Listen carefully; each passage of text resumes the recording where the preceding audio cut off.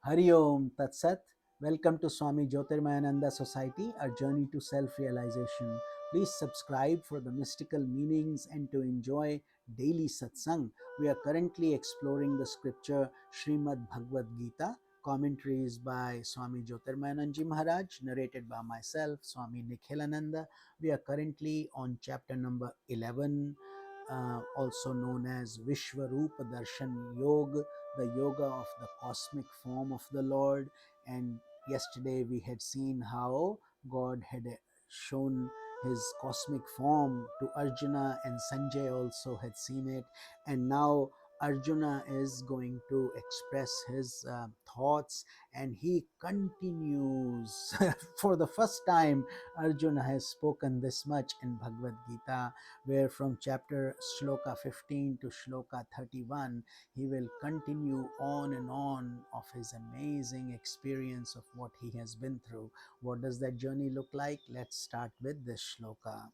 Arjuna Vacha Pashyami Devastvadeva Dehe Sarvastatha Bhuta Vishesha Sangan Brahmanamisham Kamalasanastham Rishishcham Sarvanuraganscha Divyan. Arjuna said, O divine being, I behold in your body all the gods and hosts of various classes of beings, as well as Brahma seated on the lotus, and all the rishis and celestial serpents. So everything he's seeing, Arjuna is now validating, confirming, and discussing directly with Lord Krishna that this is what he experienced. Aneka bahudara vaktra netram pashyami tvam sarvato nantarupam nantam na madhyam na punastavadim pashyami vishveshwara vishwarupa. O Lord of the universe, deity of cosmic form, I behold you everywhere with countless forms, countless arms, stomachs, mouths, and eyes. I do not see the beginning, the middle, or the end of your being. So it's as if Arjuna had this big cosmic experience, and he cannot see where it starts from, what is the middle, how is it ending. Everything seems like God's glories that are too expansive. Shloka 17. Kiritinam gadinam chakrinam cha tejorashim sarvato deeptamantam pashyami tvam dur niriksham samantad deepatanalarka dyutim prameyam. I behold you with crown, mace, and discus, a mass of luminosity, shining effulgent everywhere, difficult to behold and dazzling with radiance, like the blazing fire and sun, and being infinite and immeasurable. Next shloka. Tvamaksharam paramam veditavyam Tvamasya vishvasya param nidhanam Tvamavyayah shashvata dharma gopta Sanatanastvam purusho matotme. You are the imperishable Brahman, the supreme entity, the supreme being worthy to be known. You are the ultimate refuge of the universe, the imperishable protector of the eternal Dharma. I consider you the ancient Purusha, or the being. Meaning, you are the original source from where this whole creation has emanated. Next shloka. Anadi madhyantam viryam Ananta bahum shashi surya netram Pashyami tvam deepta hutashavakram Swatejasa vishwamidam tapantam. I see you without beginning, middle, or end, infinite in power, with immeasurable arms, the sun and the moon being your eyes, the blazing fire your mouth, scorching the whole universe with your radiance. So here now he's starting to see God's cosmic form in uh, uh, almost a scary manner, where he's seeing fire coming out of God's mouth, and it is that fire is so intense, it is scorching everybody. Next he goes, Yadva prithviyoridhimantaram he vyaptam tvayekena dishashva sarvaha drishtvaadbhutam rupam murgam tavedam lokatrayam pravyathitam mahatman. Seeing your immeasurable form with many mouths, many eyes, many arms, many thighs and feet, with many stomachs and terrible tusks, O mighty armed, the worlds are terrified, and so am I.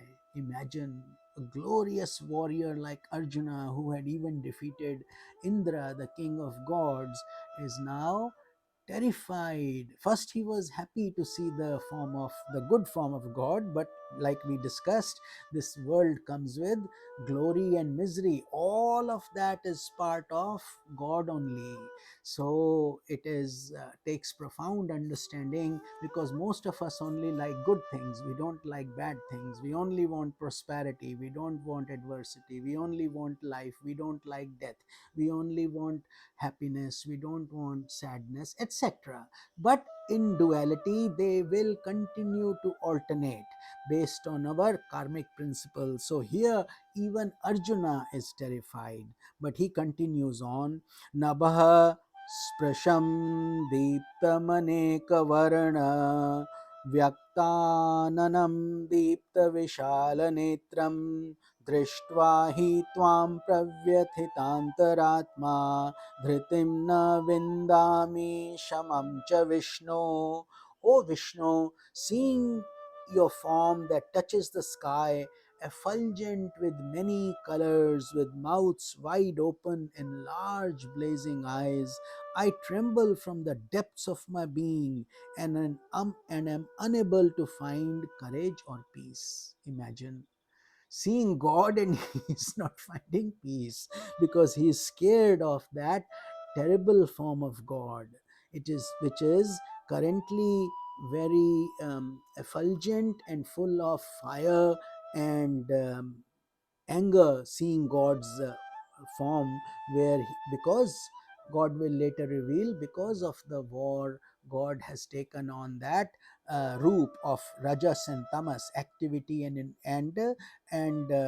gross because lot of killing and war will continue soon, and ultimately all these things merge into God only. So therefore Arjuna is seeing that form of the God. But God is energy, it is neither good or bad, it is simply full of bliss. But here, because Arjuna is interpreting the adverse side of it, the war side of it, the angry side of it, he is experiencing lack of peace. Continuing, he says, Drishta karalani chate mukhani drishtaiva kalanalas nibhani disho na jane na labhe च शर्मा प्रसीद देवेश जगन्निवास.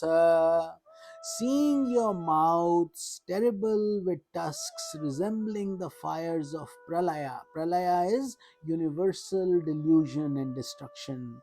He says, I have lost the sense of direction and I am unable to find peace. Therefore, O refuge of the universe, O God of the gods, be gracious unto me. So Arjuna, seeing that form of God, could not handle that aspect of God. So he is thinking that God is somehow angry with him. That's why God is showing him that that form. But later we will see how God is saying that has nothing to do with you, O Arjuna. That is just the state of the cosmic form itself.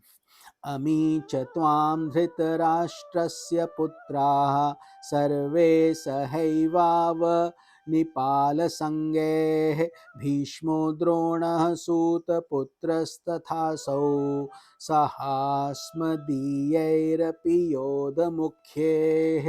All the sons of Dhritarashtra, along with the hosts of kings, including Bhishma, Drona, Karna, as well as warrior chieftains from our side, are entering into your wide open mouths. So remember, God is past, present, and future.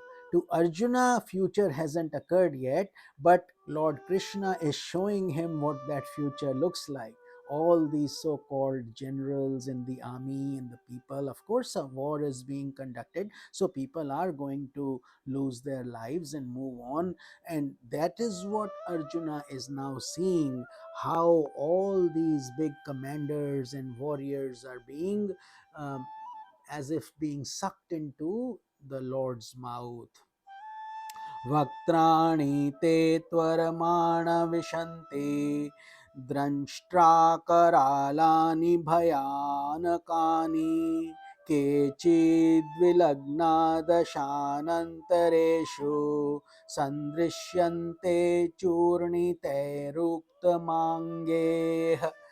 They are rushing into your mouths, filled with terrible teeth and fearful to look at.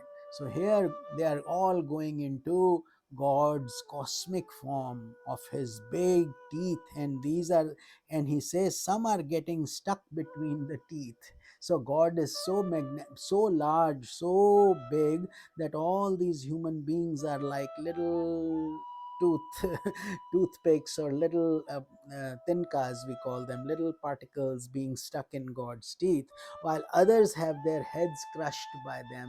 So quite a gory scene, needless to say, Arjuna is envisioning and seeing. So when he wanted to see God's form, he had no idea all the things he would see. He was only hoping to see just bliss. But here God is showing him that life is not just blissful, it also comes with its sets of adversities, challenges, and strengths and weaknesses as we all go through. So God is simply like a mirror. He shows us what we do, what the things are, and the karma, the theory of karma. So although we say God is all love, all compassion, all kindness, all mercy, but he is also like a stern judge that punishes the culprits when the time is there. So all our karmas have to be accounted for, some in this life, some in future lives, and so on. So he still continues. यथा नदीनां बहवो अम्बुवेगाः समुद्रमेवाभिमुखा द्रवन्ति तथा तवामि नरलोकवीरा विशन्ति वक्त्राण्यभिविज्वलन्ति. Just as many torrents of rivers hasten towards the ocean, in the same way these heroes of the world of men are entering into your blazing mouths. So this is the image that Arjuna is trying to explain, as if many rivers are rushing into the ocean. All these warriors are as if by being sucked into God's mouth, like a vacuum cleaner sucks up dirt.